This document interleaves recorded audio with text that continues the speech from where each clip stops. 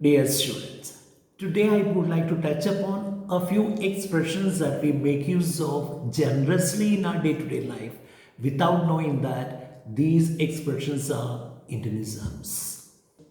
These expressions should be avoided because the native speakers of the English language will never understand the meaning of such expressions. The first one, what is your good name? We often come across a question, what is your good name? So that's a literal translation of आपका शुभ नाम क्या है? What is your good name? But in English, it sounds so strange. The question assumes that someone has got a bad name as well. So when you ask someone, what is your good name? You mean to say that you want to know only his good name. You are not interested in knowing his bad name. So that's not what you intend to ask. You want to know his name, so don't ever ask a question, what is your good name? Just ask, what is your name? That conveys the meaning. Now the second example, don't eat my head. What the speaker means to say is that the other person should not bother him much, should not trouble him much. But a native speaker of the English language will never understand what a speaker is trying to tell him when he says, don't eat my head, or you are eating my head. An Englishman or an American will use the expression, don't bother me, or don't trouble me, or you are bothering me, you are disturbing me, you are troubling me. He will never tell anyone else, don't eat my head. It seems once a teacher lost his temper in the class because a student of his was not able to answer his question correctly. The teacher got angry and shouted at the student by saying, you have nothing in your head, you have got just cow dung in your head. The smart student retorted saying that, yes, I have cow dung in my head, that's why you are always eating my head.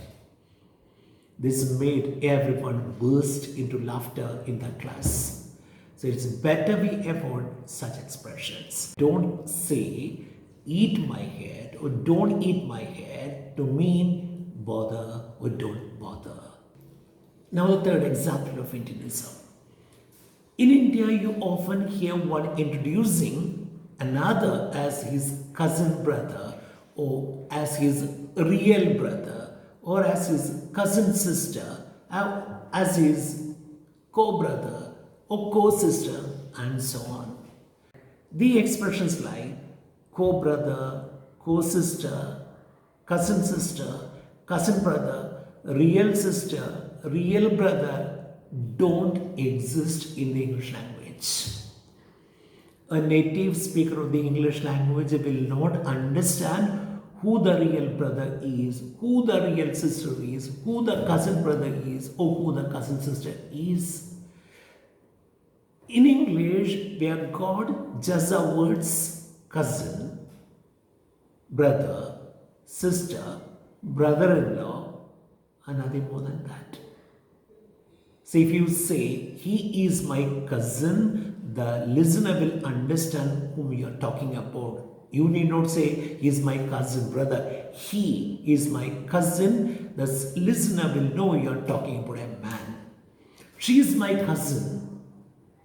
The listener will know I am talking about a lady. So don't say cousin brother or cousin sister, just say cousin.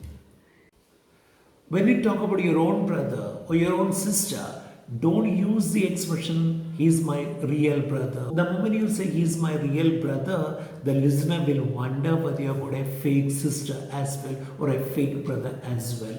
You just say, he is my brother. Brother means your own brother. Sister means your own sister. Others are your cousins. So don't use the expression, cousin brother, cousin sister, real sister, co-brother or co-sister. If you want to refer to your wife's brother or your husband's brother or sister, use the expressions brother-in-law or sister-in-law. Don't use the word co-brother or co-sister. These are all Indianisms. Now the next example. Prebone. The meeting has been preponed. We use the word prepone thinking that that is the opposite of the word postpone. In English, there is a word called postpone, but prepone does not exist in English. Prepone is not the opposite of postpone. If you want to use the antonym or the opposite of the word postpone, you should use the word advance, not prepone, because prepone is un-English. But in India, it is frequently used, commonly used. So often you hear somebody say the meeting has been preponed. Earlier, the meeting had been scheduled to be held on Monday. Now the meeting is going to be held on Sunday. So you should say the meeting has been advanced from Monday to Sunday. Now the next example, passed out. He passed out from his college in 2017. What is the speaker trying to say here? The speaker is trying to say that somebody left his college after completing his course in 2017. But the expression passed out does not convey this meaning. The speaker's intended meaning is someone completed the course and left the college. But that's not the meaning which a listener gets when the speaker uses the expression passed out. The phrase passed out actually means fainted. When somebody says he passed out from the college, that would mean he fainted. He lost his consciousness from the college in the year 2017.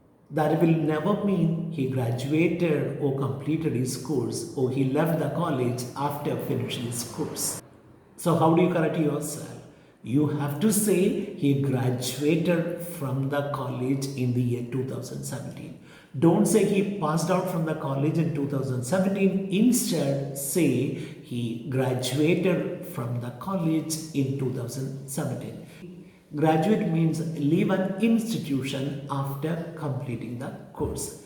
He graduated from the school, that is right. He graduated from the college, that is right. He graduated from the university, that's also right. But he passed out from the college, passed out from the school, passed out from the university are wrong expressions.